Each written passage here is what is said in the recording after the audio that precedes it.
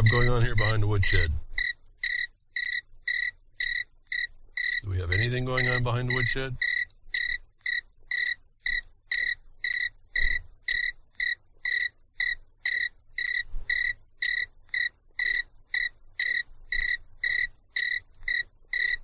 That's the sounds behind the woodshed anymore. We did a little bit of cleanup here this week after realizing that apparently no one noticed America died 2 weeks ago. And that's all we have behind the woodshed for a little while was these crickets. And there's birds and all kinds of things. You might hear the geese after a while. They come flying by every once in a while. But I was doing a little bit of cleanup. Here I could found a bag here. Someone left their brain. You know, you were supposed to bring your brain in a bag. So the government was hunting down that intelligence in you. And so we'll have to leave this out in the street. Let someone pick it up. Maybe somebody can use that. I was trying to think what's more important than our being free. All the discussion over years talking about everything that was coming at us and what would be the most important thing.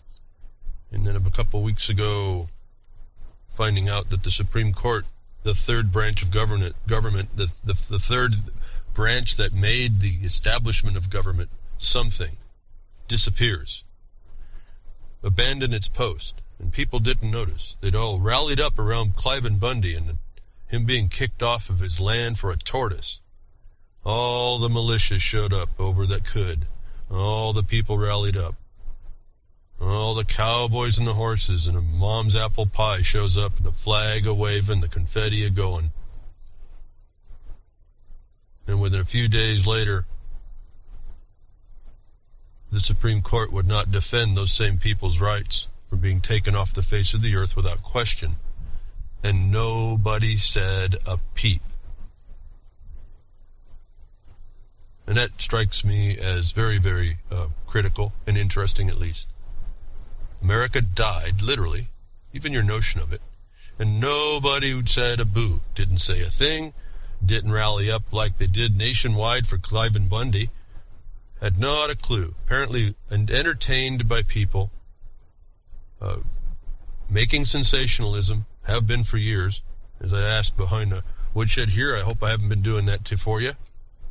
I don't come here just to talk, coming here to give you some tools and insights. And I do thank all you all that sent your emails. I do appreciate that. But there's still this problem. Everybody would apparently rather be entertained by people who call themselves alternative media, people that claim to have an insight. And I was called to listen to another one this weekend because they mentioned things that someone called me and said, hey, this sounds like you're talking. And the word from behind woodshed apparently leaks out, despite everyone's reluctance to implement it. But in listening to the host, I found out the host is very shallow. Again, most of these hosts are really parroting simply opinion, simply things they've heard, things they've known that people would like to hear, and keep the listenership. And what we do behind the woodshed is it's taken to task the things that we need to be doing that did not rise up at the time we ought to have, where we saw a whole branch of government fail to bring judicial remedy, a check and balance to two other branches of government. The Congress allowed the destruction of every aspect of your ability to protect yourself when it implemented the National Defense Authorization Act, sections 1021 and 1022. And I think there's some other 23 and 26, up to 26, I think. The most important aspects were 21, 22. And I told you long before that was a very serious problem. And I think it came to fruition, everything I said. I mentioned it last week. I'm not going to return to that again. At this point, whether you all understand it or not, and we had a meeting at the mining district meeting, and I was asked to explain this condition just in summary, and I was shocked. For all that we're supposed to know, all the people I work with that are supposed to be in the know about a lot of these things, nobody had heard about this problem. that we are facing today, this new and dire condition, where you don't even have a government that you thought existed because one branch of it didn't stand up to check the other two and give the notice to everybody of what that check was, either in the affirmative, in support, and why, or not. That it occurred to me that there's really nothing I don't know what to say that's more important than to tell you, well, as I said, we are now in a war. I cited the Kansas versus Colorado case. There's nothing in the news I can think of talking about. And I don't know if people understand this. There is nothing in the notice, the government notice, the propaganda, that we should have been listening to anyway, except I know, and I've known, and it was me, that I listened to that stuff and believed it. That I figured I could come behind the woodshed and teach some principles about how you look through the transparency of deception that they put in front of us. We look right through the deception. And I noticed people couldn't do that. And I noticed that because I couldn't do it until one day. And in my mind, looking at this, and certainly our opinions, I guess, are as many as we are. Everyone's got one. Like other singular orifices that we may have to share amongst each other with the anatomy that we have. That maybe I don't see it correctly. Maybe it's my my reality is a little bit odd. But it seems to me that there's nothing more important right now, and there's nothing to talk about in the notice, the news, that we should be using to persuade us. There really is no other subject matter that I can see that needs to be talked about right now, that needs to be discussed, that isn't wasting everybody's time and distracting us, completely distracting us of all the things we can say about all the failures and the distraction. The one thing we should not be distracted against is what they've just done with allowing NDAA to go unchallenged. I'm not sure that people appreciate this problem.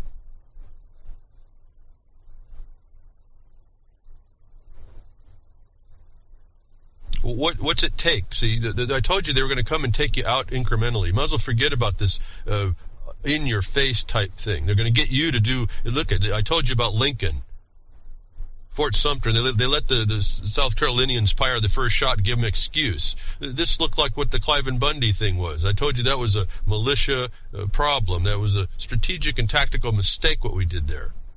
If we could say we, the people, responding, and then my dismay that within a week later, something absolutely destructive of everything, not just Clive and Bundy, not just your rights, not just you hear how the incremental problem has been coming in on you, that you don't even have, as I report every week, you don't have the right to remain silent almost. You don't. If you do, it's used against you now. If you pull over on the road because some cop now has a carte blanche, just the fact that you're sitting in the seat now is enough to get you pulled over and then shot and executed right on the side of the road. You don't have a Fourth Amendment right. That was a long time taken away. They bust in your door. We've talked about this over and over to show you that you didn't live in a society that was going to protect you.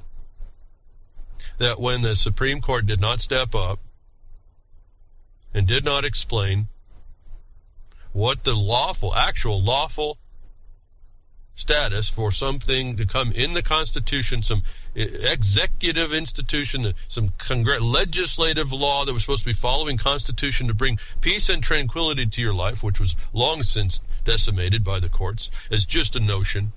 You should have taken note there. That if you don't understand that it doesn't matter what you think you can talk about, it doesn't matter what you think you're doing, what you think your rights are, that at some point in the future, and this will be whether it's legitimate or not, whether someone's just using their color of authority to just say so or not, the people you know, if it's not you, can be disappeared, supposedly legally, not lawfully for sure, and you will not have a chance to help them, and they will not have a chance to help themselves. That all of a sudden, when you look at that, if you don't understand, you don't have the things around you that are yours to protect. This is almost a death sentence with an unknown terminant, just like life. This dead thing we call government has now risen. It was supposed to be in service to the people. Its whole position was to be encouraging the work of the people. And slowly it turned into the beast, the inert. It's not even a beast. It's not even alive. To allow itself, through the people that are in it, using it, as I've been telling you, the tool, to take away everything you thought you had to be settled and peaceful in your life. That right now, there's nothing more important to be talking about, and I don't hear anybody talking about it, about the fact that you don't have all that.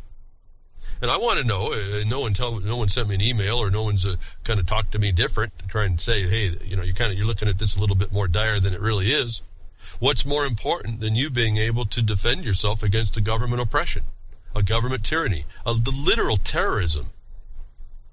You're defenseless against it. No one seems to understand that. America died, and no one seems to care more than what they did over Cliven Bundy, thinking that if they protect him, they've done everything. They've just eliminated this with the Supreme Court not talking and denouncing NDAA, a thing that it runs contrary to everything in the Constitution. If you thought that it gave you rights and protected you within the confines of the document, you were told, and it is said over and over, that the government is one of enumeration, not an unlimited government. And yet you've just found out that that's no longer a constraint to tell you you don't even live in the establishment you thought was made. That when they took away the judiciary, they took away the courts that the law of 1907, Kansas versus Colorado, told you, because of the courts, you don't have to use force. We were supposed to be a better people. And it's going on 3 weeks now. All that was taken away, and everybody seems to be moving in automatic pilot. Keeps talking about all kinds of stuff and all kinds of news. Even I was doing it, trying to get you to see. Hopefully you get yourself invigorated to work locally, because we're seeing a very big force and effect, despite the federal oppression. And it's been my desire to try and get people locally motivated together, because that's going to be probably their last and only strength. And that we tend to try to avoid that Second Amendment answer, because you see we're kind of outgunned in every aspect. We're also infiltrated and surrounded, which means we're misplaced between ourselves. We haven't recognized the incrementalism, so we don't understand that it's right up around us already, and it's just a matter of time and whether or not you actually speak out. And when you do, as I've told you, like the prairie dogs on the hill, you get plucked off by the bird of prey. Now it's so technologically advanced, they've actually moved the drones in. Pretty sanitary from a standpoint of war. Don't even have to get your hands dirty now. And all the message has been on us about all this, and it comes down that we don't have any protection in the legal system whatsoever, and we did not see a conflagration of anger rise up against this problem in this nation.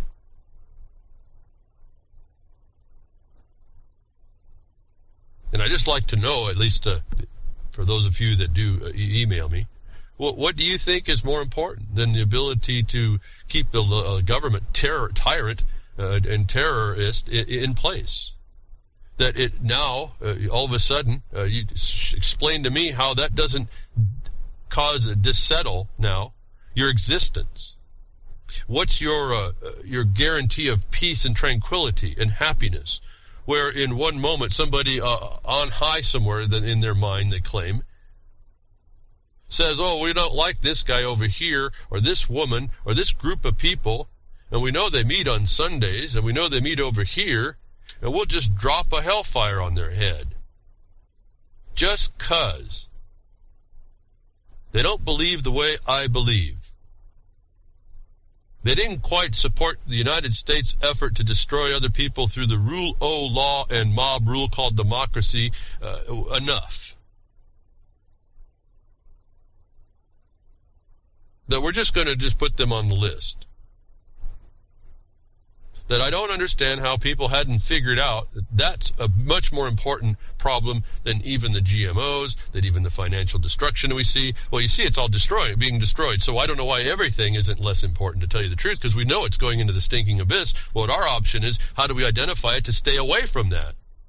That nobody rose up to be explained to themselves and others amongst them, that said even the ones that don't jump over the cliff, even those that don't jump and suffer the hyperbolic determinism of the lemming's leap, will be targeted from above, because those will be the ones that are not conforming, and those are the danger to the future, which has to be consistent with conforming and compliance. I wrote an article back in 1999 or 95, somewhere in there, said it was going to be comply or die. Folks, we're here, and we're here with you without protection, and nobody is saying anything about it. Nothing. There's no clamor. There's nothing. And at some point, I'm just rattling, and I said, I don't want to be contributing to just the news, the common notice. As much as it's important, I just can't see it as important. As this being the sole focus of the people, the attention of the people, to expose that what they got in Washington, and what has come through, as you see, as we have found infiltrating back through into the states. For all you 10th Amendment people think there's a states' rights thing here. You don't even understand the enemy, the infrastructure, the framework that's been put in place to defeat even you. That we don't have a consistent discussion about what just happened in Washington, supposed to be the umbrella protectorate, that we can be free and tranquil and peaceful amongst ourselves. Nobody rose up when that thing turned. Has been turning when they named it the battlefield. The United States itself became the battlefield. I told you, everyone should stand up right there and say, well, then Congress, whose job it was to protect us from that, failed its duty. When it failed its duty, it failed to be a government for the people, of the people, by the people. You need to now use the Second Amendment, not necessarily in the arms, but in the right of the people to alter and abolish the government as they see fit. That power. We have not risen up to stop this in that power. Not a peep. We have crickets, folks, if you heard in the beginning of the broadcast. Hope you didn't understand. That was the noise that's happening over this. It's crickets. The government just said, here, this is what we're going to do to you folks. And our answer was crickets. That I really don't know what to talk about, actually, except this. And I know that's going to be a broken record. And I know that's for as few listeners that I keep, that will keep the rest of us out. And that's not going to go anywhere either. And so I'm a little bit in a conundrum, a quandary right now about what do I do. Now, I've got a couple of ideas. I'm going to do something today. Good, bad, or indifferent. I need some time to figure out how serious this is and how we're going to address this war against us. I told you, I've been telling you over and over. And it's interesting how I've been saying this, and it's really getting around. And people, I have to agree then with them that they haven't found that I was wrong. That the very real reality, the very real probability of the reality is you live under martial law. I've proven that over and over. I've done the studies. I have people talking to me, high caliber people. We talk periodically on chats, and it's really kind of interesting. We just give each other information and to digest and put into the pieces of the parts of the puzzle. And not one thing has come up to explain that we're not under a martial law, we're not under a necessity, an emergency, something that is not normal. It hasn't been peaceful and tranquil for a long time, that we've never even risen up against the governments, various state or federal governments, to say, listen, we want peace and tranquility here. You're going to put it in or we're going to take you out. And that power has been acknowledged, at least at the federal level, in the people, to alter or abolish the government as they see fit. Well, what happened is the government itself abolished itself. And we didn't say anything. And guess what? As I've been telling you, international law, the occupier wins until you throw him off. We're pathetic.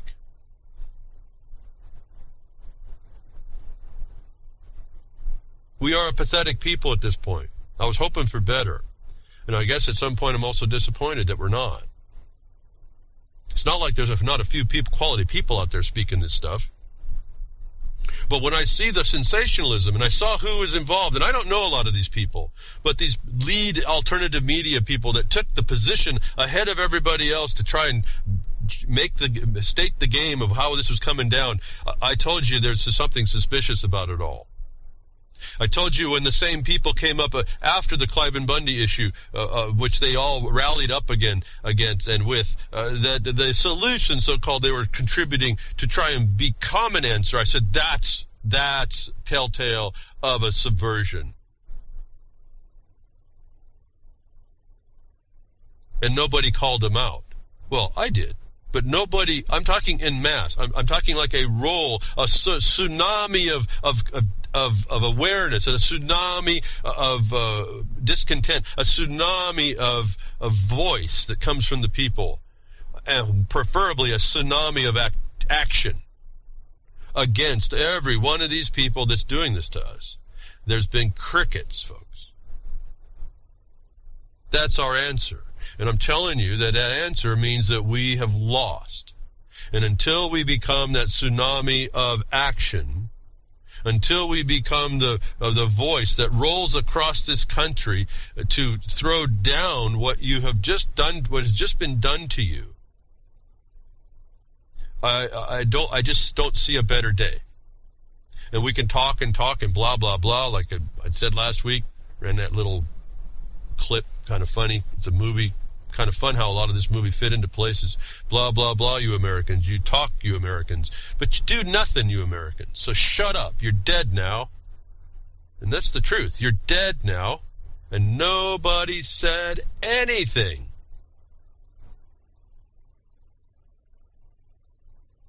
Why isn't that even a question? Why isn't you looking on holding your hand to your chin? Yeah, why aren't we up in arms over this? Why aren't we moving to throw the bums out? Well, I think we've lost our way. However, whatever gave you your spirit in life and what you think that is, I think that we've abandoned that. Don't say this in specifics. I'm saying in general. That obviously there's good people working hard. I would have to deny myself and all that what I do if I did that. If I didn't acknowledge there's a few people that are doing this. But en masse. And I'm just thinking about the little audio tape I was given for somebody listening to him as a well-received broadcaster, I guess. He knew on the topic that he was parroting. I could tell just in the words he used. As well received as he is, he knows nothing. And people believe that he does understand something, and they sit there and listen to him. And what that does is it keeps you disaffected. It's the big distraction. And I guess this thing, the way I've been looking at it, something as big as the Supreme Court not striking down, or at least giving the good reason on why NDA could exist. To tell you the truth, I don't know. I think we'll all be noticing if they tried to do that, we'd see the error, we'd see the lunacy, the stupidity, the absurdity to it all, that they didn't even want to give it a try. I mean, this is the ultimate for an attorney. Just deny or just don't answer. They didn't even give it a shot of how bad this NDA is against you. What I find fascinating is when they did that, the Supreme Court and people themselves put them underneath the same gun, which I'm still trying to figure that out. Unless they were given a sweetheart deal behind the back, which now brings up the NSA and all this so-called intelligence, this information they get on you, and the blackmailing that they can do. So that just ties into something else. But right now, you're sitting in a position in your life is not worth Well, as you heard Bush say, it's a GD piece of paper, this Constitution. Me and a friend got together, and we looked at this thing. We made a T-shirt. We said a long time ago, wrote it up, and he did graphics, so he's an artist, and he can draw this stuff up, and I would have ideas. One of them was, I said, because you understand a lot of this is a fiscal construct, and we've been taken down that way, it ties into other things, but at least they had us enamored by the financial construct, and they continue to do that. That's what the international thing is. I said, this Constitution, when you have the Article 6 debt and engagements entered into, we weren't a sovereign as a nation, notwithstanding we were only a so-called sovereign. It wasn't a sovereign. It was only had power in the commerce and political sense as a nation. But we were a debtor not a master be. That eventually at some point they'd work it out that you wouldn't pay the interest and they would call the note. And so the Constitution, folks, was canceled due to lack of interest. And I thought that was kind of clever, because it meant there was no interest in the Constitution that kept that government limited. That's by the people.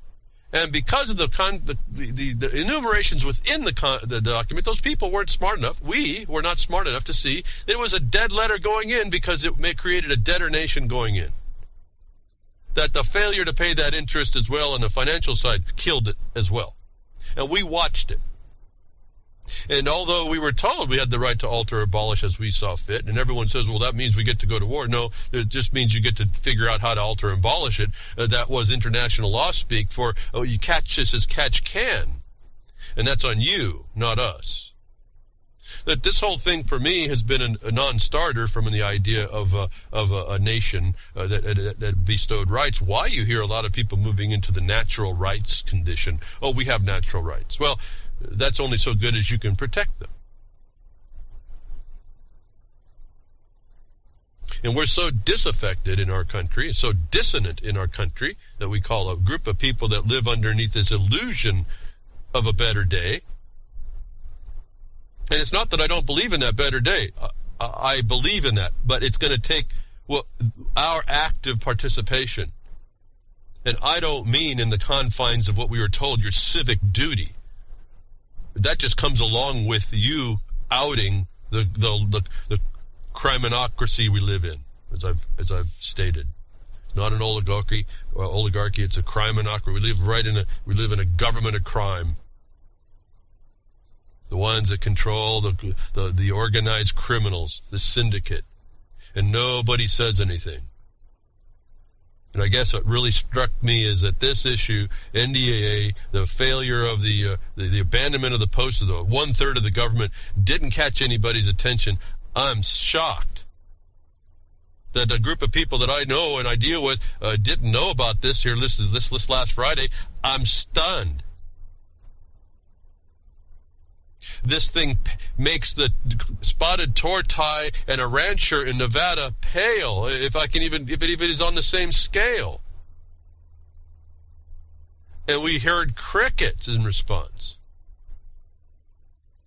I'm not saying I have the answer. What I'm saying is that we should have heard the hue and cry of the pitchforks and torches. We should have been able to visualize that in the hue and cry of the people across the nation, condemning that and moving as best they understood and looking to move to understand how to alter or abolish what had just failed in them.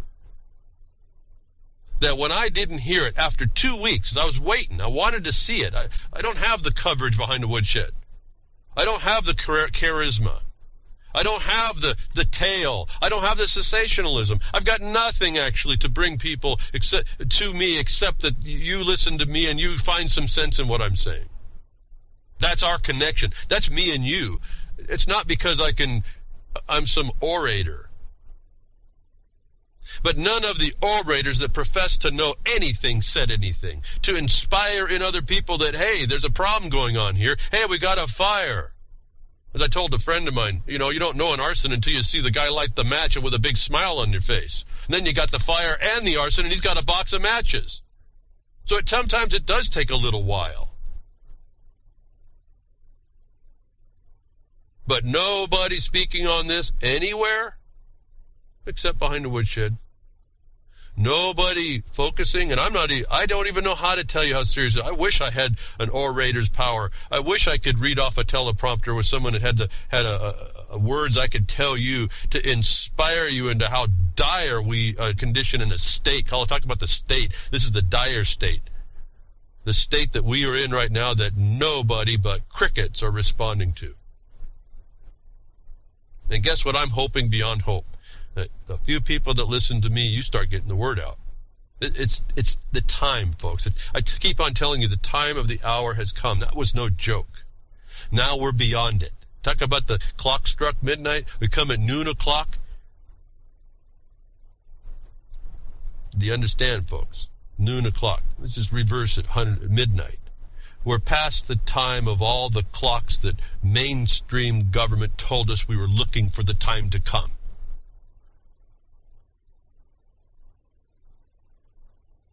Yes, Grimner, you did talk about it. But I'm not talking, there's some certain people that are talking about this. We're not enough. And this issue is a bigger issue. Even if all of us that we know is talking about it, it still hasn't been enough. And there wasn't the conflagration interest that swept across this country to defend ourselves, folks. Believe me, I'm not into this constitutional rights stuff. You've heard me talk about it over and over. But there's something in us that has just been, it's not going to be over till it's over. But there's a knife to the throat of that we did not see rise up, that needs to rise up. That I can't see that what needs to be raised up to be talked about is less important than anything else that I am having trouble to think about. Why would I talk about something else?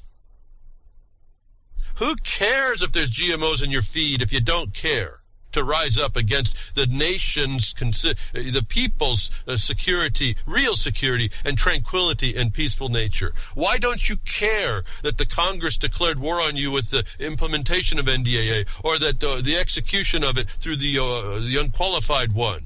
Why don't you care about the unqualified one? Where has been the care for yourselves? Where is it, folks? It's not in what you sit and think about. It's what you step up to do about. Where is the conflagration burning down the structure, the house of cards that have been placed before us for years and years, now that it's made itself apparent and bared itself the truth of it, and a dare, folks. You don't understand. This is just a flat-out open declaration of war, and they're saying, now what are you going to do about it? We the people, yeah, right. Whatever your notion about all that is. I'm not talking about that. I'm talking about what does this do functionally to us as a people. And what we do here in the United States of America, where we're supposed to be the beacon, and I'll tell you, I do believe that we have the insight. We have broken chains of historic servitudes that are no longer in us, that is still in the world, that we still have an example, that we have failed utterly, and as we are being sucked back into that stinking abyss that the world has thought, as we were evolving as a people in the earth, we were crawling out of the muck and the mire of the stinking abyss as people, that it's about done if we do not cause somehow this change. And we have to do it in mass. It's interesting. I never thought about it until I watched this anonymity on the internet.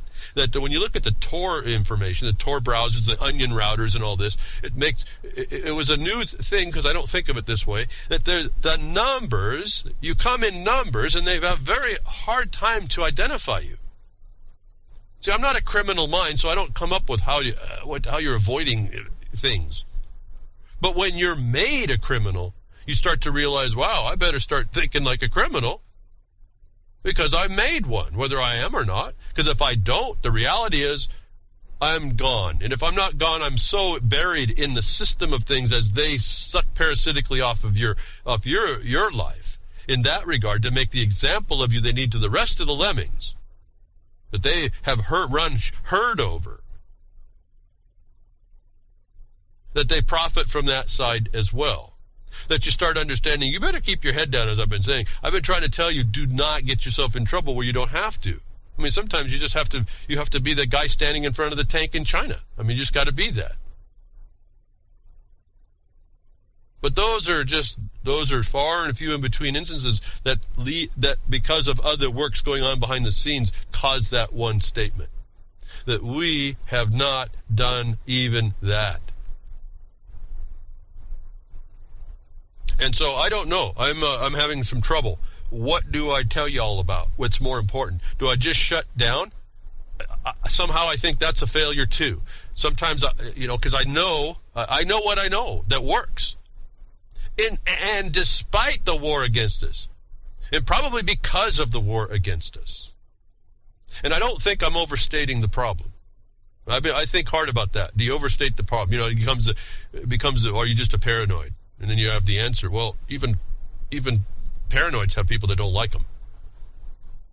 I mean, it's so beyond all that question. That's stupid talk to me, to put that question out in light of the other evidence if we're looking at it from an evidentiary standpoint. We're in that new day, folks. I don't know what else to say. I don't know what else to do. But I'm going to do something today while I try to figure this out, or maybe you can help me figure this out. I've got ideas, but, they're kind of hard to put together when I got other things as important as we're fighting the war. I keep telling you that every day that I don't do the broadcast. To come to the broadcast, it takes some time away to think about these things, and to start up a whole new production and to end one like I've done has been quite a bit of strain at some level, and still wanting to not lose the platform. I still think it's valuable, but what do we talk about? What does it take? What do I need to do to get people to step up? I mean more of us, not just the ones that have already.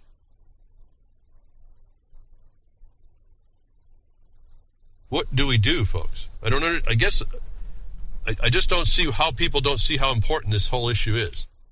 And as I'm saying that, I'm repeating myself.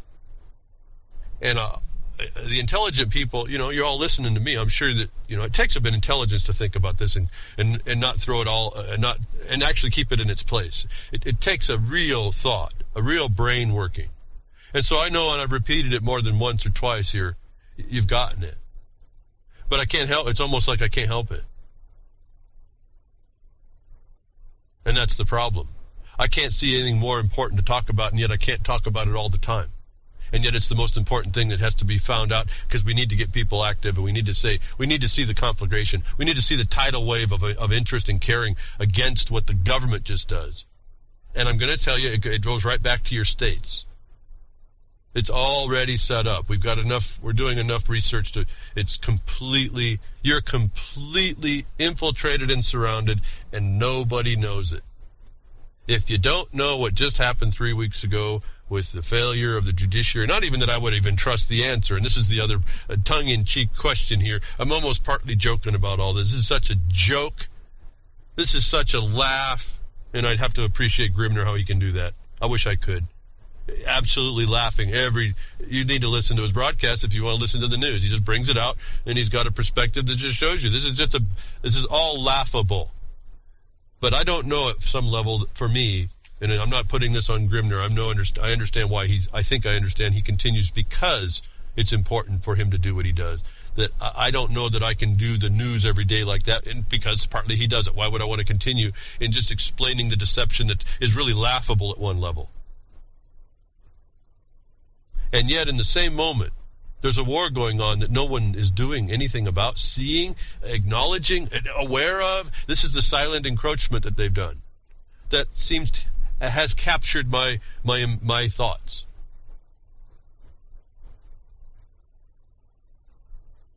That we haven't seen this is really the shocker. I mean, this is the incremental nature the open incremental nature of this has really been a fascination to watch. But on these instrumental points of notice, our complete lack of response in contrast to what we do respond to has been almost telling, and I hope not. And I hope I'm coming here today to I didn't plan on doing this, to talk about it, but here it comes. Like I tell you, a lot of times I set up a lot of stuff and don't get to it. But I'm going to get to something today. I'm going to bide some time. I'm going to read something, which I typically don't do. And maybe I'm just kind of experimenting with a new way to present information. But I'm going to attempt to read something here that I think is somewhat important. It's somebody's idea, someone's concepts, someone's spirit speaking to them and rewritten to us, whether or not we understood it for ourselves. That although, at some level, we may not be able to do this anymore. This is maybe way beyond it now. We literally, you get in a war, it kind of dictates what's going to happen. And see up in the chat room at Real Liberty Media, and Grimner's saying the theater of the absurd. And there we go, the military theater, right? We use those words. The Shakespeare, the world is a stage, and you play your part in it. It's a fascinating insight that people have. And here's another insight. I'm just going to go ahead and maybe I can I've talked quite a bit more than I expected, but it is bothering me that much. And I'm not really saying in my mind what I'd like to say. The words aren't coming to me. I'm not past it, I guess, to be able to articulate clearly how dire a condition we've just witnessed. It's fascinating at the other level. I think it's cool at some level. This may be what gets us off our rock, folks, if we can just do it. This can propel us into the next place, and this is why I think I'm excited a little bit about it. I'm just disappointed that we don't take this opportunity to do that, like a catapult. I mean, this is it.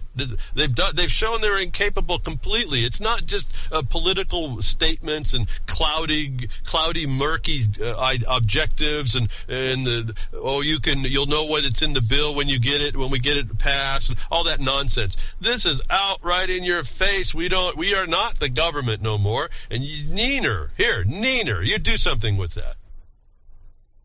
That we've lost our principles about even recognizing it. This is it. I don't know what else to say. It's not going to come on everybody immediately. Well, there's things that can happen that could come. But I'm just saying, I'm not some paranoid thinking that I'm targeted tomorrow and that's why I'm all worried about it.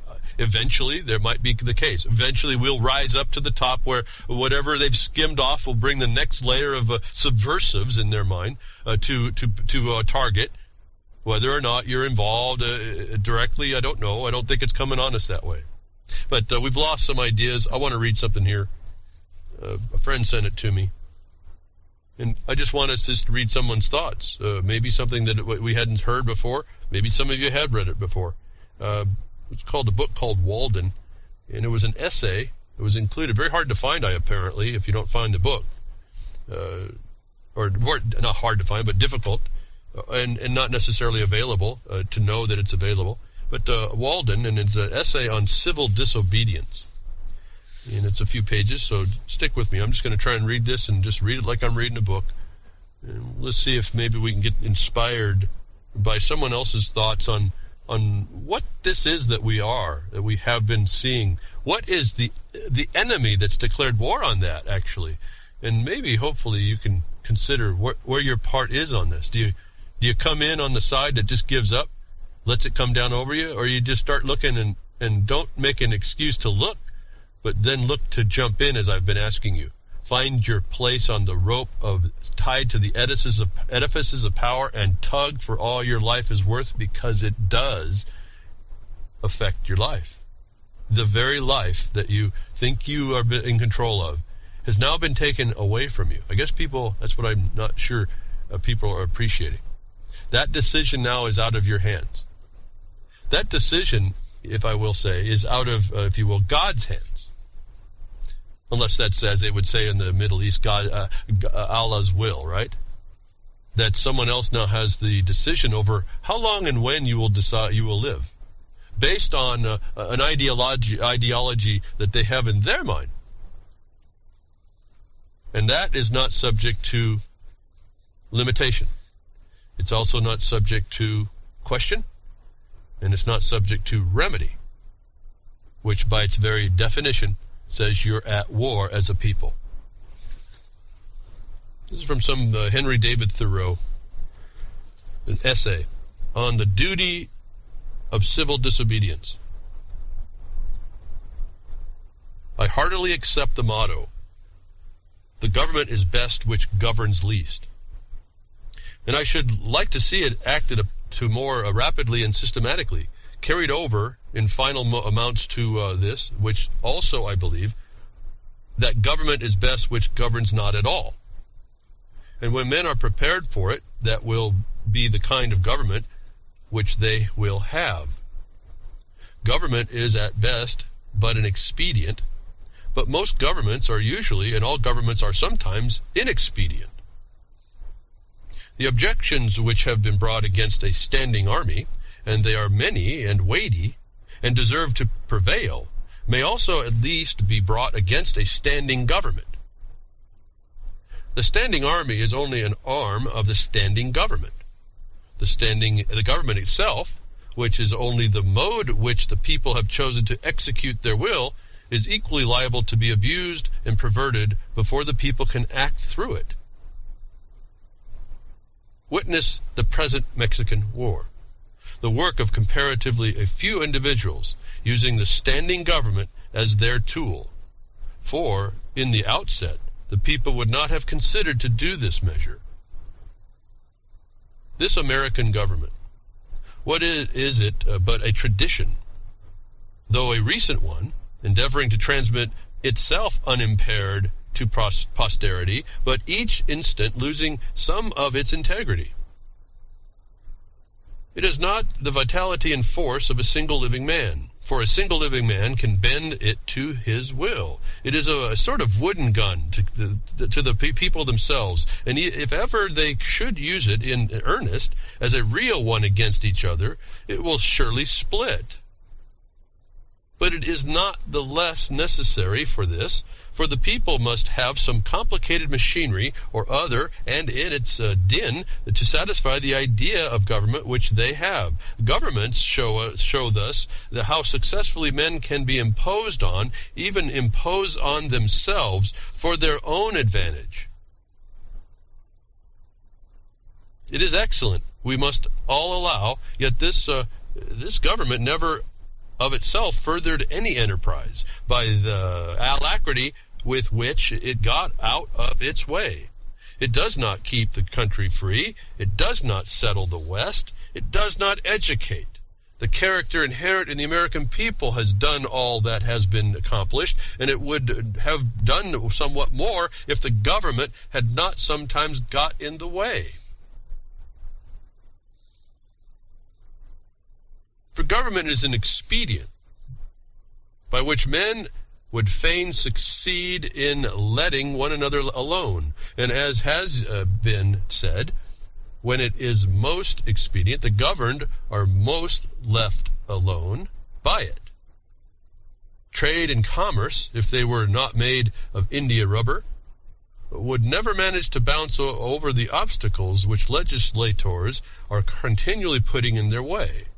And if one were to judge these men wholly by the effects of their actions and not partly by their intentions, they would deserve to be classed and punished with those mischievous persons who put obstructions on the railroads. But to speak of practically of a citizen, unlike those who call themselves no government men, I ask for, not at once no government, but at once a better government. Let every man make known what kind of government would command his respect, and that will be one step toward obtaining it. After all, the practical reason why, when the power is once in the hands of the people, a majority are permitted and for a long time continue to rule, is not because they are most likely to be in the right, nor because it seems fairest to the minority, but because they are physically the strongest. But a government in which the majority rule in all cases cannot be based on justice, even as far as men understand it. Can there be a government? Can there not be a government in which the majorities do not virtually decide right and wrong by conscience? In which majorities decide only those questions to which the rule of expediency is applicable? Must the citizen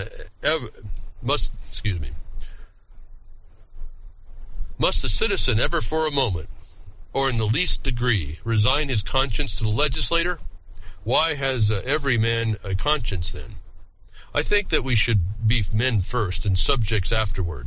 It is not desirable to cultivate a respect for the law so much as for the right. The only obligation which I have a right to assume is to do at any time what I think right. It is truly enough said that a corporation has no conscience, but a corporation of conscience is a corporation with a conscience. Law never made men a whit more just, and by means of their respect for it, even the well-disposed are daily made the agents of injustice. A common and natural result of an undue respect for law is that you may see a file of soldiers, a colonel, captain, corporal, privates, powder monkeys and all, marching in the admirable order over the hill and dale to the wars, against their will, but against their common sense and consciences, which makes it against their common sense and consciences. Produces a palpitation of the heart, and they have no doubt that it is a damnable business in which they are concerned. They are all peacefully inclined, and practically speaking, the opponents to a reform of Massachusetts are not 100,000 politicians at the South, but 100,000 merchants and farmers here who are more interested in commerce and agriculture than they are in humanity, and are not prepared to do justice to the slave and to Mexico, cost what it may. I quarrel not with far-off foes, but with those who, near at home, cooperate with and do the bidding of those far away, and without whom the latter would be harmless. We are accustomed to say that the mass of men are unprepared, but improvement is slow, because the few are not materially wiser or better than the many. It is not so important that many should be as good as you, as there be some absolute goodness somewhere, for that will leaven the whole lump. There are thousands who are in opinion opposed to slavery and to the war, who yet, in effect, do nothing to put an end to them, who, esteeming themselves children of the Washington and Franklin, sit down with their hands in their pockets and say that they know not what to do, and do nothing, who even postpone the question of freedom to the question of free trade, and quietly read the prices current along with the latest advices from Mexico after dinner, and, it may be, fall asleep over them both. What is the price current of an honest man and patriot today? They hesitate and they regret, and sometimes they petition, but they do nothing in earnest and with effect. They will wait, well disposed, for others to remedy the evil, that they may no longer have it to regret. At most, they give only a cheap vote and a feeble countenance, and Godspeed to the right, and it goes by them. There are 999 patrons of virtue to one virtuous man, but it is easier to deal with the real possessor of a thing than with the temporary guardian of it. All voting is a sort of gaming, like checkers or backgammon, with a slight moral tinge to it, a playing with right and wrong, with moral questions, and betting naturally accompanies it. The characters of the voters is not at stake. I cast my vote perchance, as I think right, but I am not vitally concerned that right should prevail. I am willing to leave it to the majority. Its obligation, therefore, never exceeds that of expediency. Even voting for the right is doing nothing for it. It is only expressing to men feebly your desire that it should prevail. A wise man will not leave the right to the mercy of the chance, nor will it nor wish it to prevail through the power of the majority. There is but little virtue in the action of the masses of men. When the majority shall at length vote for the abolition of slavery, it will be because they are indifferent to slavery, or because there is but little slavery left to be abolished by their vote. They will then be only slaves, Only his vote can be hasten the abolition of slavery who asserts his own freedom by his vote. I hear of a convention to be held in Baltimore or elsewhere for the selection of a candidate for the presidency, made up chiefly of editors and men who are politicians by profession. But I think, what is it to be any independent, intelligent, and respectable man? What decision they may come to, shall we not have the advantage of his wisdom and honesty nevertheless? Can we not count upon some independent votes? Are there not many individuals in the country who do not attend conventions? But no, I find that the respectable man so-called has immediately drifted from his position and despairs of his country when his country has no more reason to despair of him. He forthwith adopts one of the candidates thus selected at the only available one, thus proving that he himself is available for any purpose of the demagogue. His vote is of no more worth than that of the unprincipled foreigner and hireling native who may have been bought. Oh, for a man who is a man, and as my neighbor says, has a bone in his back which you cannot pass your hand through. Our statistics are at fault. The population has been returned too large. How many men are there in a square 1,000 miles in the country? Hardly one. Does not America offer any inducement for men to settle here? The American has dwindled into an odd fellow, one who may be known by the development of his organ of gregariousness and the manifest lack of intelligent and cheerful self-reliance, but whose first and chief concern on the coming into the world is to see that the almshouses are in good repair, and before yet he has lawfully donned the virile garb, to collect a fund for the support of the widows and orphans that he may be, who, in short, ventures to live only by the aid of the mutual insurance company, which has promised to bury him decently. It is not a man's duty, as a matter of course, to devote himself to the eradication of any, even the most enormous wrong. He may still properly have other concerns to engage him, but it is his duty, at least, to wash his hands of it. And if he gives it no thought longer, not to give it practically his support, if I devote myself to other pursuits and contemplations, I must first see at least that I do not pursue them sitting upon another man's shoulders. I must get off him first, that he may pursue his contemplations too. See what gross inconsistency is tolerated? I have heard some of my townsmen say, I should like to have them order me out to help put down an insurrection of the slaves, or to march to Mexico, see if I would go. And yet these very men have each directly by their allegiance, and so indirectly at least by their money, furnished a substitute. The soldier is applauded who refuses to serve in an unjust war by those who do not refuse to sustain the unjust government which makes the war, is applauded by those whose own act and authority he disregards and sets at naught, as if the state were penitent to that degree that it hired one of the scourge discourage it while it sinned, but not to that degree that it left off sinning for a moment. Thus, under the name of order and civil government, we are all made at last to pay homage to and support our own meanness. After the first blush of skin comes into indifference, and from immortal it becomes, as it were, unmoral, and quite unnecessary to that life which we have made. The broadest and most prevalent error requires the most disinterested virtue to sustain it. The slight reproach to which the virtue of patriotism is commonly liable, the noble are most likely to incur.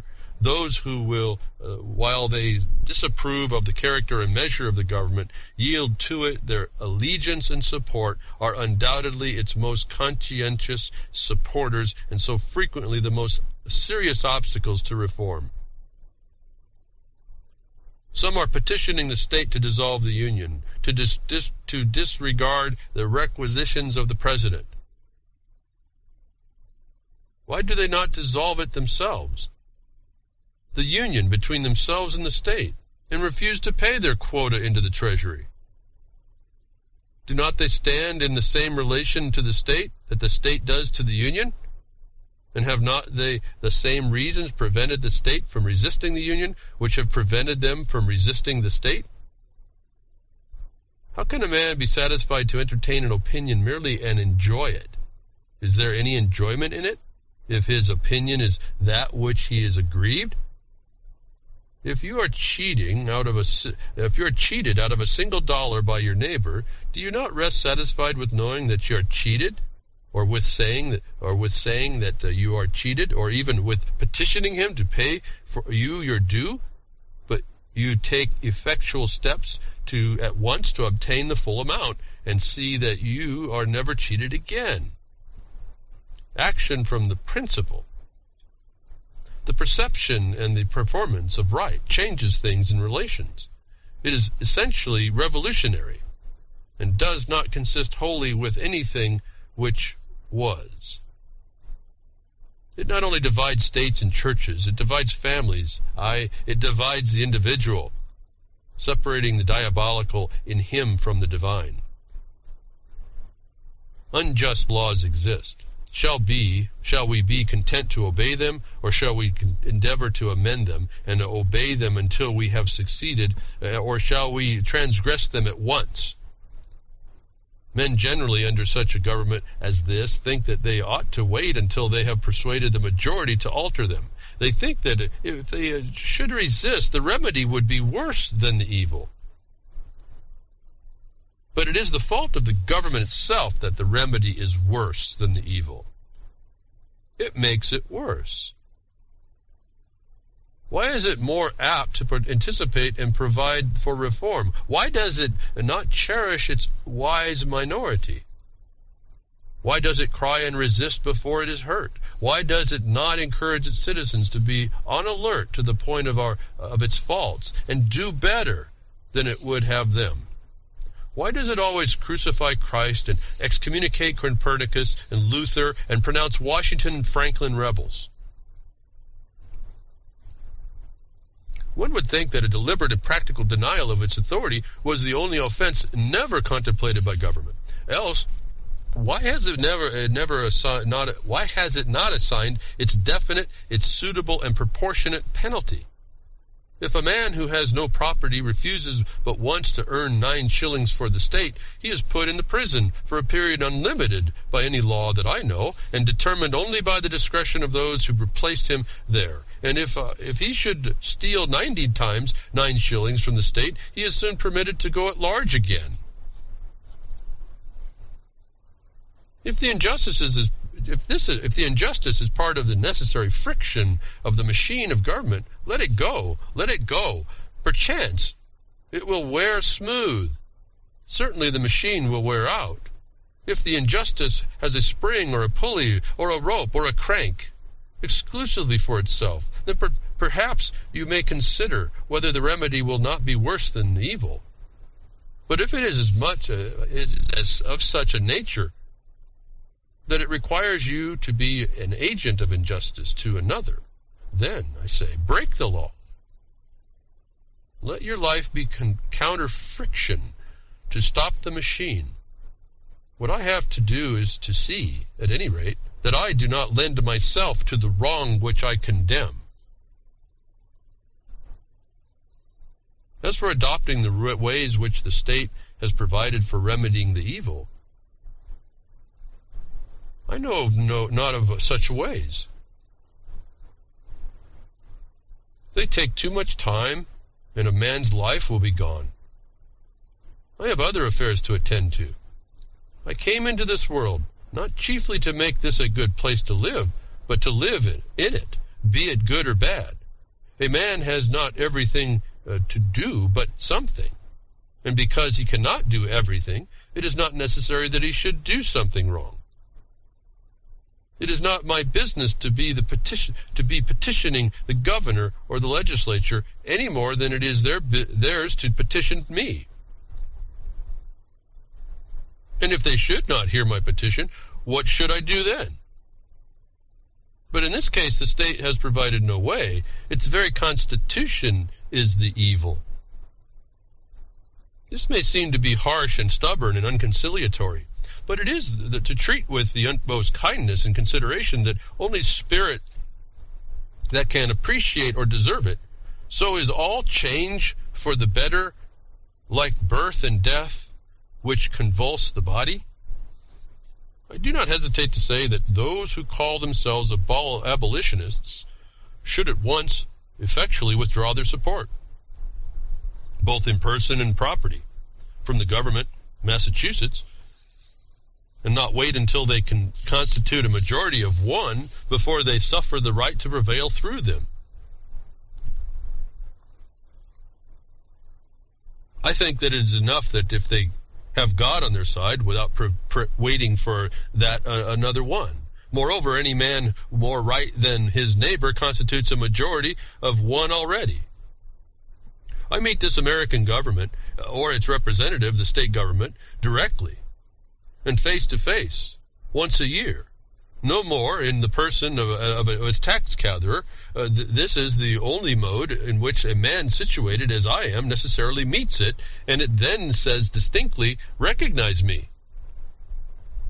In the simplest, the most effectual, and in the most present posture of affairs, this indispensable mode of treating with it on this head, of expressing your your satisfaction with the love for it, is to deny it then.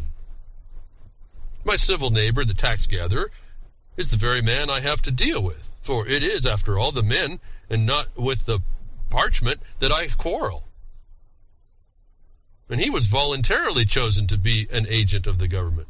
He has chosen to be a voluntary agent of the government. How shall he ever know well what he is and does as an officer of the government or as a man until he is obligated to consider whether he shall treat me, his neighbor, from whom he has respect, as a neighbor and well-disposed man, or as a maniac and disturber of the peace, and see if he can get over this obstruction to his neighborliness without a ruder and more impetuous thought or speech or corresponding with his action.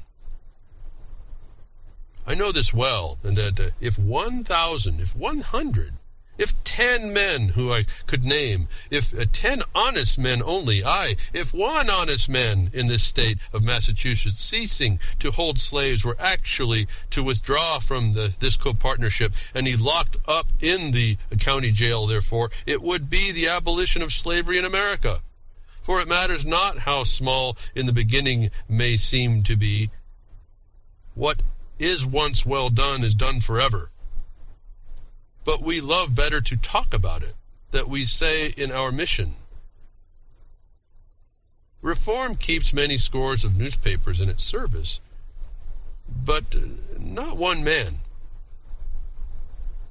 If my esteemed neighbor, the state's ambassador, who will devote his days to the settlement of the question of human rights in the council chamber, instead of being threatened with the prisons of Carolina, where to sit down the prisoner of Massachusetts, that state which is so anxious to foist the sin of slavery upon her sister, though at the present she discover only an act of hospitality to be to the ground of the quarrel with her, the legislature would not wholly waive the subject and the following winter.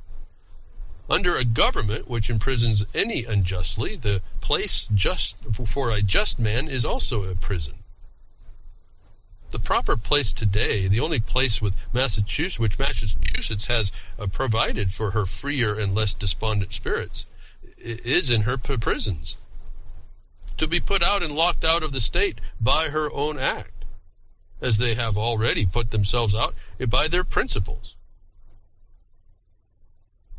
It is there that the fugitive slave and the Mexican prisoner on parole and the Indian come to plead the wrongs of his race should find them on that separate, but more free and honorable ground where the state places those who are not with her but against her, the only house in the slave state in which a free man can abide with honor. If any think that there is influence would be lost there, and their voices no longer afflict the ear of the state, that they would not be an enemy within the walls, they do not know by how much truth is stronger than error, nor how much more eloquently and effectively he can combat injustice, who has experienced a little in his own person. Cast your own vote, not a strip of paper merely, but your whole influence. A minority is powerless while it conforms to majority. It is not even a minority, but it is irresistible when it clogs by its own whole weight. If the alternative is to keep all just men in prison or give up war and slavery, the state will not hesitate which to choose. If 1,000 men were not to pay their tax bills this year, that would be a violent and bloody measure, and it would be to pay them and enable the state to commit violence and shed innocent blood. This is, in fact, the definition of a peacetime revolution, if any such is possible. If the taxpayer or any other public officer asks me, as one has done, "But what should I do?" my answer is, if you really wish to do anything, resign your office. When the subject has refused allegiance and the officer has resigned his office, then the revolution is accomplished. But even suppose blood should flow. Is there not a sort of bloodshed when the conscience is wounded? Through this wound, a man's real manhood and immortality flow out, and he bleeds to an everlasting death. I see this blood flowing now. I have contemplated the imprisonment of the offender rather than the seizure of his goods, though both will serve the same purpose, because they who assert the purest right and the consequently are most dangerous to a corrupt state commonly have not spent much time in accumulating property. To such the state renders comparatively small service, and a slight tax is wont to appear exorbitant, particularly if they are obliged to earn it by special labor with their hands. If there were one who lived wholly without the use of money, the state itself would hesitate to demand it from him. But the rich man, not to make any invidious comparisons, is always sold to the institution which makes him rich. Absolutely speaking, the more money, the less virtue. For money comes between a man and his objects and obtains them for him, and it was certainly no great virtue to obtain it. It puts to rest many questions which he would otherwise be taxed to answer, while the only new question which it puts is the hard but superfluous one, how to spend it. This moral ground is taken from under his feet. The opportunities of living are diminished in proportion as what are called the means are increased. The best thing a man can do for his culture when he is rich is to endeavor to carry out those schemes which he entertained when he was poor. Christ answered the Herodians according to their condition, "Show me the tribute money," said he, and one took a penny out of his pocket. If you use money which has the image of Caesar on it, and which he has made current and valuable, that is, if you are a men of the state and gladly enjoy the advantages of Caesar's government, then pay him back some of his own where he demands it. Render therefore to Caesar that which is Caesar's, and to God those things which are God's, leaving them no wiser than before as to which was which, for they did not wish to know.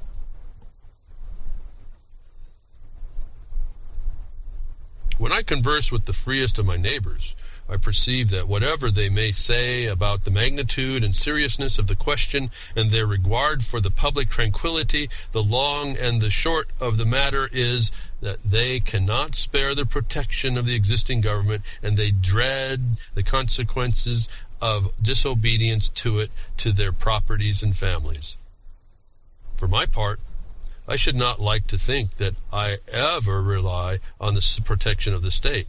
But if I deny the authority of the state when it presents its tax bill, it will soon take and waste all my property, and so harass me and my children without end. This is hard.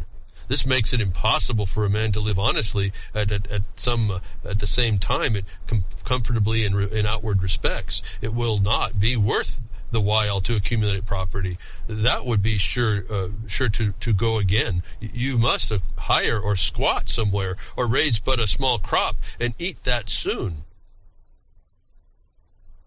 You must live within yourself and depend upon yourself, always tucked up and ready for a start, and not have many affairs. A man may grow rich in Turkey even, if he will be in all respects a good subject to the Turkish government. Confucius said, "If a state is governed by the principles of reason, poverty and misery are subjects of shame. If a state is not governed by the principles of reason, riches, honors, or the subjects of shame." No, until I want the protection of Massachusetts to be extended to me in some distant southern port where my liberty is endangered, or until I am bent solely on building up an estate at home by peaceful enterprise, I can afford to refuse allegiance to Massachusetts and her right to my property and life. It costs me less in every sense to incur the penalty of disobedience to the state than it would to obey. I should feel as if I were worth less in that case. Some years ago, the state met in behalf of the church and commanded me to pay a certain sum toward the support of a clergyman whose preaching my father attended, but never I myself. "Pay it," it said, "or be locked up in the jail." I declined to pay, but unfortunately another man saw fit to pay it. I did not see why the schoolmaster should be taxed to support the priest, and not the priest of the schoolmaster, for I was not the state's school teacher, but I supported myself by voluntary subscription. I did not see why the Lyceum should not present its tax bill and have the state to back its demand as well as the church. However, at the request of the selected men, I condescended to make some of such statement as this in writing. "Know all men by these presents that I, Henry Thoreau, do not wish to be regarded as a member of any incorporated society which I have not joined." This I gave to the town clerk, and he has it. The state, having thus learned that I did not wish to be regarded as a member of the church, he never made it like demand on me since, though it said that it must adhere to its original presumption that time. If I had known how to name them, I should then have signed off in detail for all the societies which I never signed up to, but I did not know where to find a complete list. I have paid no poll tax for 6 years. I was put into jail once on this account for one night. And as I stood considering the walls of the solid stone, 2 or 3 feet thick, the door of the wood and the iron, a foot thick, and the iron grating which strained the light, I could not help but being struck with the foolishness of that institution which treated me as if I were mere flesh and blood and bones to be locked up. I wondered that if should I have concluded at the end that this was the best use it could be put me to, I have never thought to avail itself of my services in some way. I saw that if there was a wall of stone between me and my townsmen, there was a still more difficult one to climb or break through before they could get to be as free as I was. I did not for a moment feel confined, and the walls seemed to be a great waste of stone and mortar. I felt as if I alone of all my countrymen had paid my tax. They plainly did not know how to treat me, but behaved like persons who were underbred. In every threat and in every compliment there was a blunder, for they thought that my chief desire was to stand the other side of the stone wall. I could not but smile to see how industriously they locked the door on my meditations, which followed them out again without let or hindrance, and they were really all that was dangerous. As they could not reach me, they had resolved to punish my body, just as boys, if they cannot come at some person against whom they have a spite, will abuse his dog. I saw that the state was a half-witted, that it was timid as a lone woman with her silver spoons, and that it did not know its friends from its foes, and I lost all my remaining respect for it and pitied it. Thus the state never intentionally confronts the man's senses, intellectual or moral, but only his body, his senses. It is not armed with superior wit or honesty, but with superior physical strength. I was not born to be forced. I will breathe after my own fashion. Let us see who is the strongest. What force has a multitude? They only can force me to obey a higher law than I. They force me to become like themselves. I do not hear of men being forced to live this way, or that by masses of men. What sort of life were that to live? When I meet a government which says to me, your money or your life, what should I be in haste to give it? My money? It may be in a great strait. It may be in a great strait, and I not know what to do. I cannot help that. It must help itself. Do as I do. It is not worth the while to snivel about it. I am not responsible for the successful working of the machinery of the society. I am not the son of the engineer. I perceive that when an acorn and a chestnut fall side by side, that one does not remain inert to make way for the other, but both obey their own laws, and spring and grow and flourish as best they can, till one perchance overshadows and destroys the other. If a plant cannot live according to its nature, it dies, and so a man. The night in prison was novel and interesting enough. The prisoners in their shirt sleeves were enjoying the chat and the evening air in the doorway when I entered, but the jailer said, "Come, boys, it's time to lock up." And so they dispersed, and I heard the sound of their steps returning into the hollow apartments. My roommate was introduced to me by the jailer as a first-rate fellow and a clever man. When the door was locked, he showed me where to hang my hat and how he managed there. The rooms were whitewashed once a month. This was the whitest, most simply furnished, and probably the neatest apartment in town. He naturally wanted to know where I come from and what brought me there. And when I told him, I asked him in a turn how he came there, and presuming him to be an honest man, of course, and as the world goes, I believe he was. Why, he said, they accused me of burning a barn, but I never did it. As near as I could discover, he had probably gone to bed in a barn when drunk and smoked his pipe there, and so a barn was burnt. He has the reputation of being a clever man, had been there some 3 months waiting for his trial to come on, and would have to wait as much longer. But he was quite domesticated and contented, since he got his board for nothing and thought that he was well treated. He occupied one window and I the other, and I saw that if one stayed there long, his principal business would be to look out the window. I had soon read all the tracts that were left there and examined for where former prisoners had broken out and where a grate had been sawed off, and heard the history of the various occupants of that room, for I found that even here there was history and a gossip which never circulated beyond the walls of the jail. Probably this is the only house in the town where the verses are composed, which are afterward printed in circular form, but not published.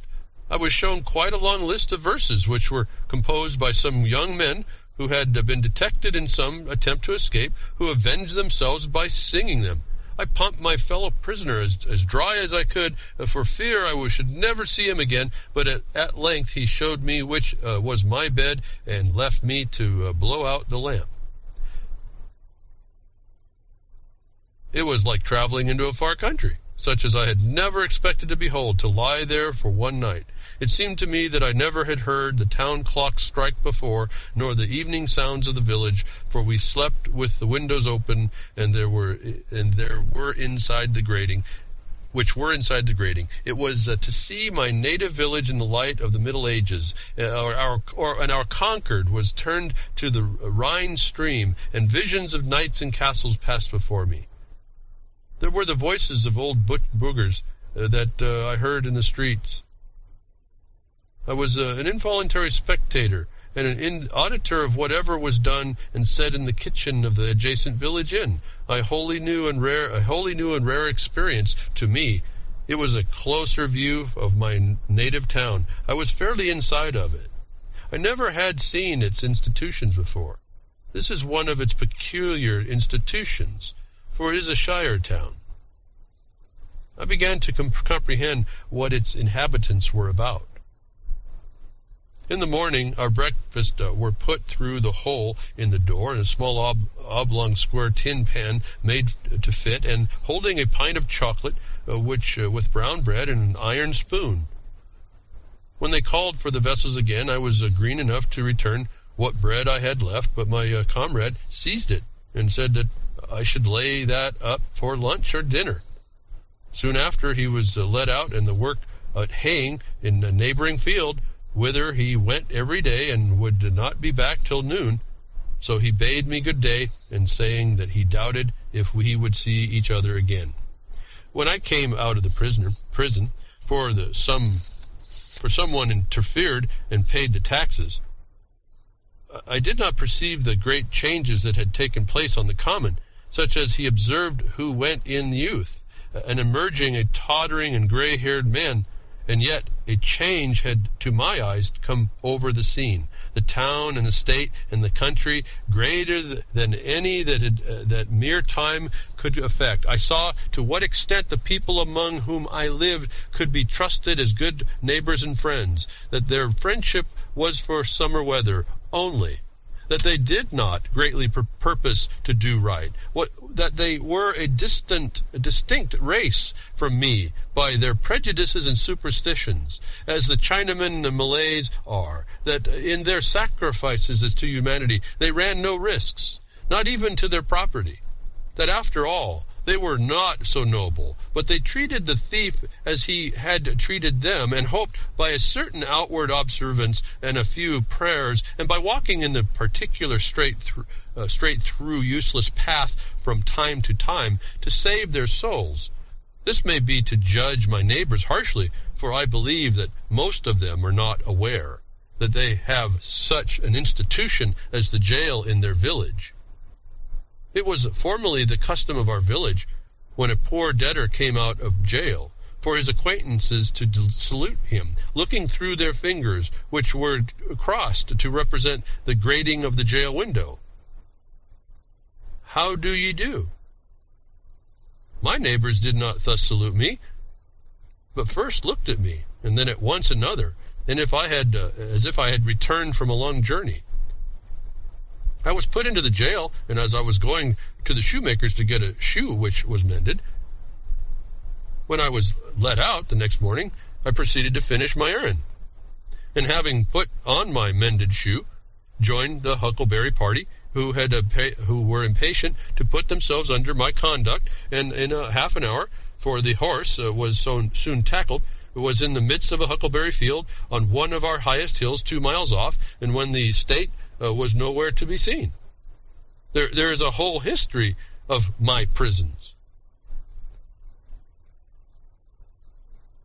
I have never declined paying the highway tax because I am desirous of being a good neighbor, and I am of being a bad subject.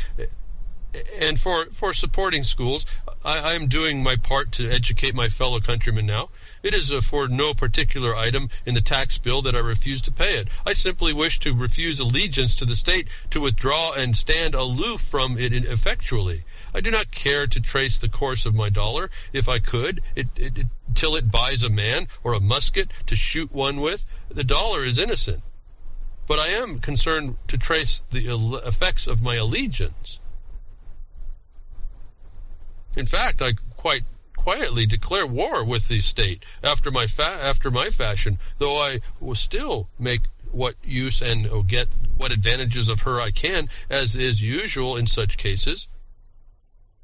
If others pay the tax which is demanded of me from a sympathy with the state, they do but what they have already done in their own case, and rather they abet injustice to a greater extent than the state requires. If they pay a tax from a mistaken interest in an individual tax to save him his going to jail, it is because they do not consider wisely how far they let their private feelings interfere with the public good. This, then, is my position at present. But one cannot be too much on his guard in such a case, lest his action be biased by obstinacy, or an undue regard for the opinions of men. Let him see that he does only what he belongs to himself and to the hour. I think sometimes why his people mean well. They are only ignorant. They would do better if they knew how. Why give your neighbors this pain to treat you as they are not inclined to? But I think again, this is no reason why I should do as they do, or permit others to suffer much greater pain or different kind. Again, I sometimes say to myself, when many millions of people, without heat, without ill will, without personal feelings of any kind, demand of you a few shillings only, without the possibility, such as their constitution, or their retracting or altering their present demand, and without the possibility of your side, of appeal to any other millions, why expose yourself to this overwhelming brute force? You do not resist cold and hunger, the winds and the waves. Thus obstinately, you quietly submit to 1,000 similar necessities. You do not put your head into the fire, but just in proportion as I regard this as not wholly a brute force, but partly as human force. And consider that I have relations to those millions as to so many millions of men, and not of mere brute or inanimate things. I see that appeal is possible, first and instantaneously from them to the maker of them, and secondly from them to themselves. But if I put my head deliberately into the fire, there is no appeal to the fire or to the maker of the fire, and I have only myself to blame. If I could convince myself that I have any right to be satisfied with men as they are, and to treat them accordingly, and not according in some respect to my requisitions and expectations of what they and I ought to be, then like a good Mussulman and fatalist, I should endeavor to be satisfied with all things as they are, and say it is the will of God. And above all, there is this difference between resisting this and purely brute or natural force, that I can resist this with no effect. But I cannot expect, like Orpheus, to change the nature of the rocks and the trees and beasts. I do not quarrel with any man or nation. I do not wish to split hairs, to make fine distinctions, or set myself up as better than my neighbors. I seek rather, I may say, even an excuse for conforming to the laws of the land. I am but too ready to conform to them. Indeed, I have reason to suspect myself on this head, and even each year, as the tax gatherer comes around, I find myself disposed to review the acts and positions of the government and the state government, and the spirit of which people, to discover a pretext for conformity. I believe that the state will soon be able to take all my work of this sort out of my hands, and then I shall be no better a patriot than my fellow countrymen. Seen from a lower point of view, the Constitution, with all its faults, is very good. The law and the courts are very respectable. Even this state and this American government are, in many respects, very admirable and rare things to be thankful for, such as the great many have described them. But seen from a point of view a little higher, they are what I have described them. Seen from a higher still and the highest, who shall say what they are, or that they are worth looking at or thinking of at all? However, the government does not concern me as much, and I shall bestow the fewest possible thoughts on it. It is not my many moments that I live under government, even in this world. If a man is a thought-free and fancy-free, imagination-free, that which is not never for a long time appearing to him, unwise rulers and reformers cannot fatally interrupt him. I know that most men think differently from myself, but those whose lives are by profession devoted to the study of these or kindred subjects content me as little as any. Statesmen and legislatures standing so completely within the institution never distinctly or nakedly behold it. They speak of the moving society, but have no resting place without it. They may be men of certain experience and discrimination, and have no doubt invented ingenious and even useful systems for which we sincerely thank them, but all their wit and usefulness lie within certain not very wide limits.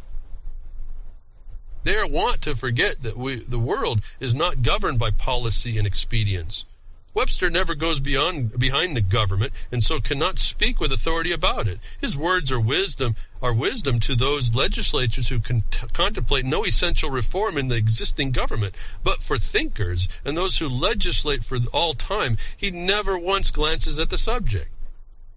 I know of those whose serene and wise speculations on this theme would soon reveal the limits of his mind's range and hospitality. Yet compared with the cheap profession of most reformers and the still cheaper wisdom and eloquence of politicians in general, his are almost the only sensible and valuable words, and we thank heaven for him.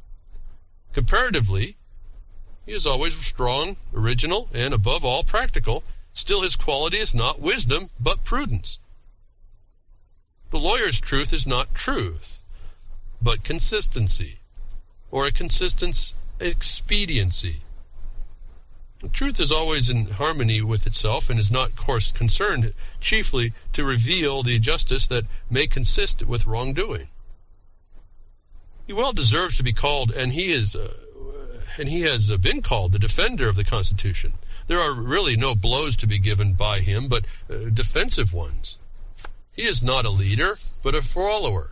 His leaders are men of the 87.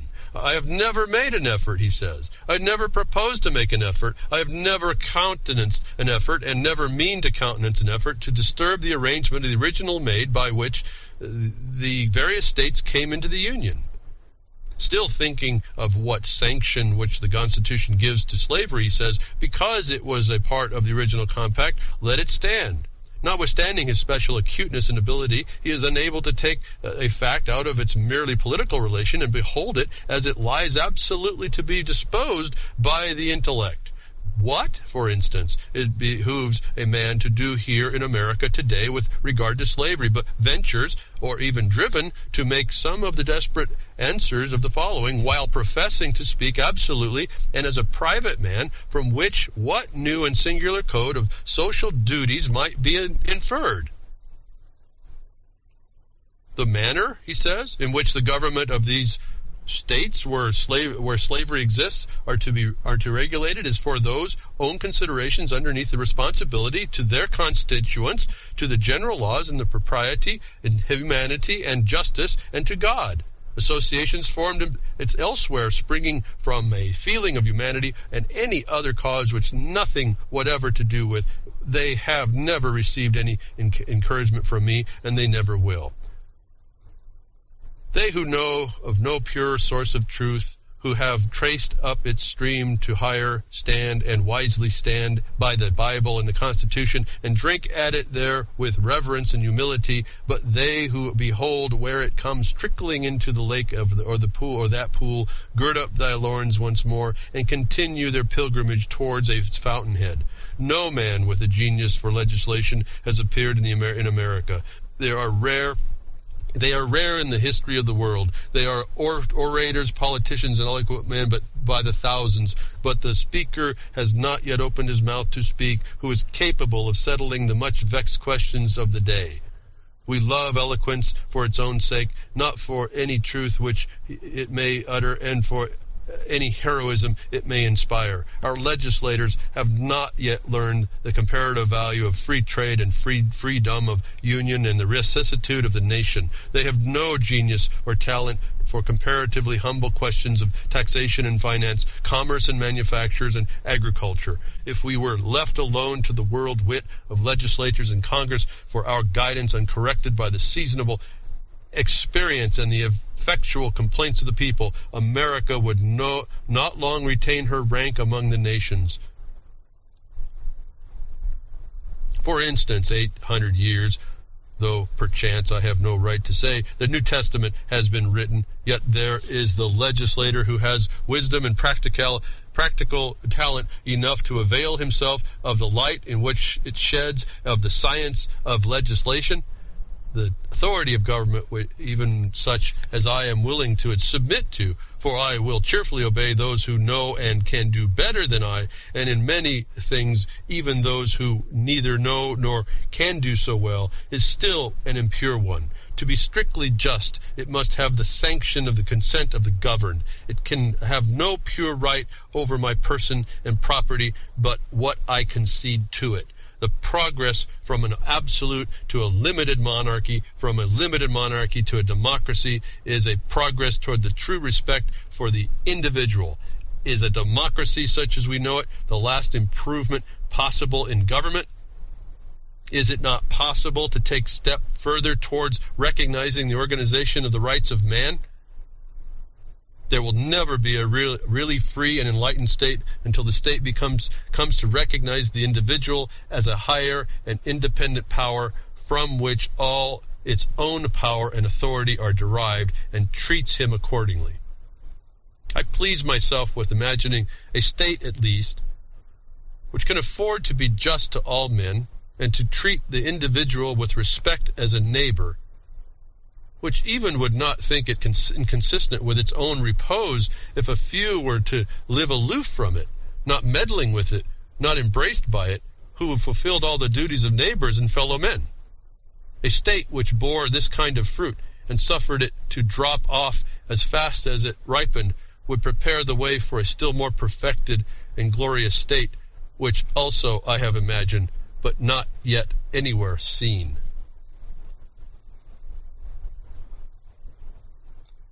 That was an essay on civil disobedience. It's written by Henry-David-Thoreau.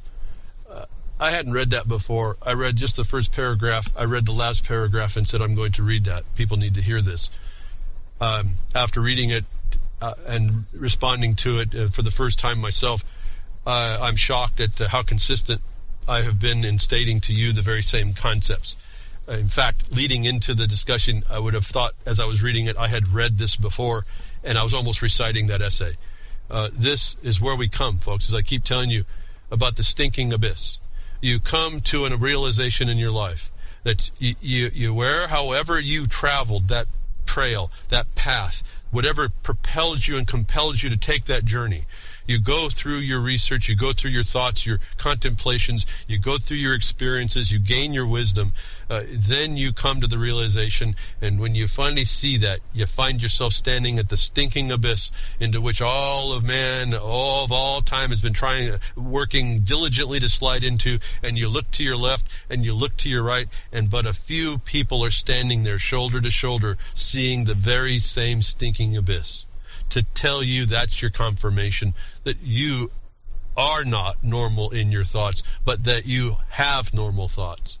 That shocks me, and what I entered into this morning to tell you, it shocks me. What I see Henry-David-Thoreau speaking of is almost identical to today's terms. If you don't understand slavery as being the industrial prison, the prison industrial complex, the war machine, the war industrial complex, you don't see these things that he's talking about to be happening again today. The disrespect of state, of few men and women, of course, making decisions over people that they've never asked, never actually got their consent, and just bully and brute by force. Remember, as I read, I hope you picked up the words of terrorism in there. He says, when you dread that government coming, I tell you, that's the definition of terrorism. To the system of government that rules by fear, intimidation, and dread is the definition of terrorism. It's not a guy in a bomb vest. It's a system of government that rules unjustly. It doesn't rule by consent. That takes that from you. And that's where we are today. The sentiment spoken to is my sentiment, I have to say, in general. Certainly there's specifics. I would describe things maybe a little different. But as you've heard me say, we're trying to learn enough of what we weren't taught to make a day better than what we've been brought to. You see, even in the closing of his statement in the essay, he's talking about the war against us. It's still, folks. And now it's been called out. I'm really not sure where we have gone. Why is his thought, and I'm in a way pleased to read it, his thought is my thought generally. Why is that thought so distinct and different than the majority of people in the world? Maybe why we're sitting in the day when we're about, I think, in the stinking abyss and no one's going to stop it, and no one rose up. It may be the answer. It may be what we can only expect. But why are there so few of us that consider this, that would respond to what we have just seen in this nation we call the United States of America, driven in by the government called the United States, two different entities? That the problems perceived by Thoreau in his day are the problems that we are now living. Where if you do not do what the government, you comply, well, now it's beyond. It's actually beyond his thoughts. Now it's not just bringing down to a day where you get put into jail for a day. You can be killed.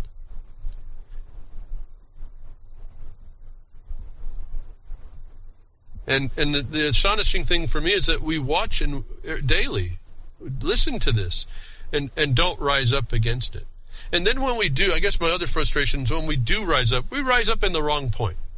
We rise up without anything in us. We're really hollow in what we rise up into, actually. And I'm really kind of astonished at that. And that's not to say that when I rise up with anything that's any more hollow, less hollow, because at some point I don't know what I don't know, but I can at least see those that are at least in spirit rising up, but come without any fortification. The spirit's willing, but there's nothing supporting it. Sometimes that's enough if you just keep throwing yourself at it. But where we have a few people that have a knowledge of some experience and some wisdom, this knowledge applied, this awareness applied, not just talked about. And I see lots of people able to at least do right, wrong, or indifferent. They can talk. Everyone can communicate these things. There's really no action. You heard right in the essay. I'm just kind of stunned a bit here. It's consistent. He's talking to action, folks. He calls it a revolution. I called it an evolutionary engagement. Knowledge is not power, folks. It's knowledge applied. These are truths. I'd never read this essay before. Here's someone of a different time speaking almost identical, in slightly different words, but identical nonetheless.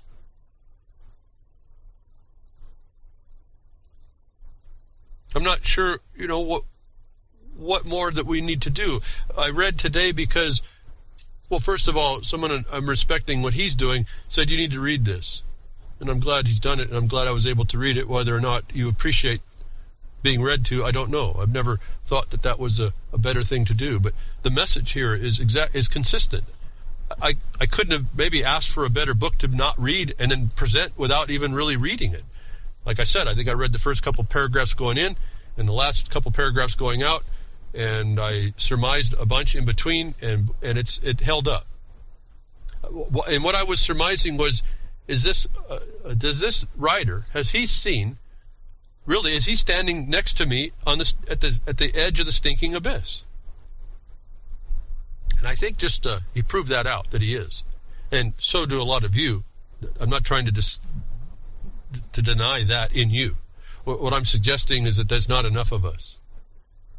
That we need to know there's only going to be a few of us, but that there is a way to get the ball rolling. And we saw, I don't have the clue of it. I don't have the magic of it. maybe it rolls out of this propagandist condition, the promoter, that makes it work for us. I don't know. If most people aren't of this like mind, then we have to appeal to them in a different way. The rancher in Texas apparently can incite a lot of activity. Again, it wasn't quite the best and strongest and smartest thing, although it was nice that it happened to support somebody. Where are these people now? Where are we now? Where are the militias now speaking in one voice? Where are the people now supporting an America that had a better day, that was, as you heard him even identify, we had an admirable place, recognizing as well that we don't uphold that? Where are we as a people now that the war has been called out against us? This is not hyperbole. This is not an opinion. This is the law, whatever law can be. Again, we've heard consistently that with Scalia, in times of war, the laws fall silent. A whole branch of the government, which was supposed to be the resort to law, evaporated, folks. You do not have an established constitutional government. You do not have law. By Scalia's definition, you are in war. And I want you to consider, it doesn't look like it, but consider what the Palestinians are under, and you tell me how your life, how would you feel if you understood that was actually your life? And they've done such a good job, they've made that transparency so good that you don't see that and aren't going to see it. That one day, it's not going to be a rocket in your room. Somebody just might swat your house, just 'cause. And there's nothing you're going to be able to do about it, and there's nothing you'll be able to get a remedy for, and there's nobody that's going to be able to step up like in a habeas corpus to help you.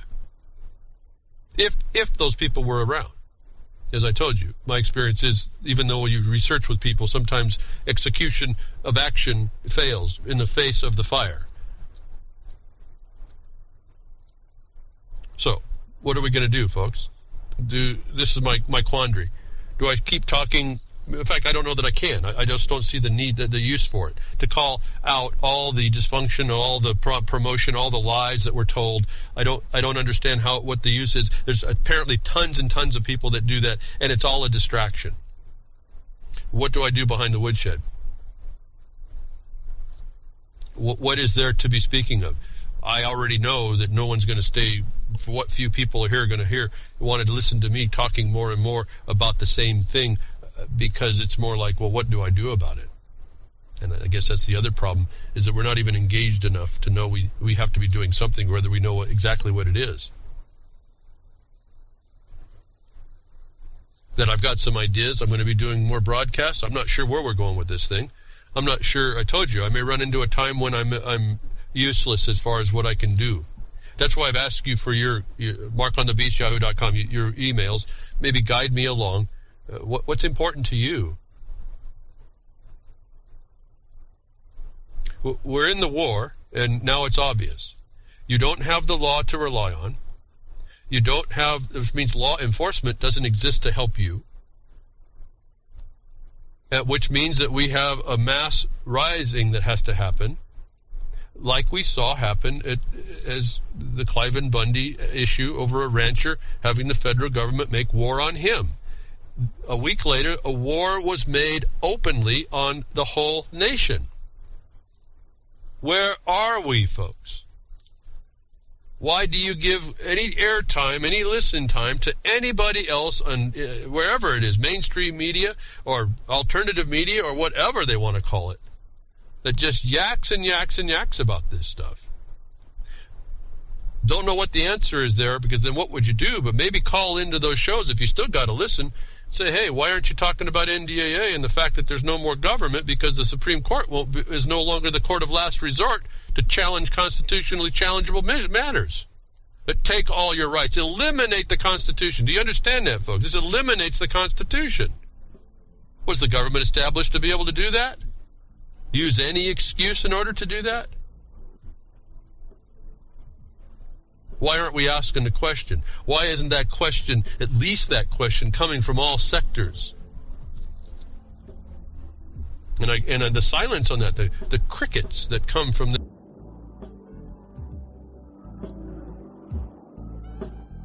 Well, that's another lesson. I hope with today's information you can take it to those that misbehave. From behind the woodshed, leaving his mark on the beast, this is Hal Anthony. Till next time, journey with purpose.